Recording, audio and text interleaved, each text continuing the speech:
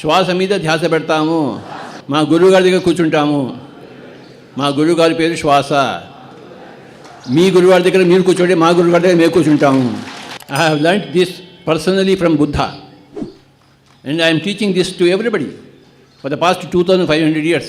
This is my 6th incarnation as a teacher of meditation. మళ్ళీ మళ్ళీ రామ్ మనం.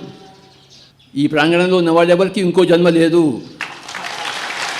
ఎందుకు లేదు అంటే కూర్చోవడం నేర్చుకున్నాం, కళ్ళు మూసుకోవడం నేర్చుకున్నాం, పరుగు ఆపేశాం, కనుక మళ్ళీ ఇంకోసారి పుట్టక్కర్లేదు. కూర్చోవడం నేర్చుకోకపోతే, కళ్ళు మూసుకోవడం నేర్చుకోకపోతే, పరుగు ఆపకపోతే మళ్ళీ మళ్ళీ పుడతాము. కూర్చుంటడం నేర్చుకుంటే, కళ్ళు మూసుకోవడం నేర్చుకుంటే, పరుగు ఆపితే ఇదే ఆఖరి జన్మ.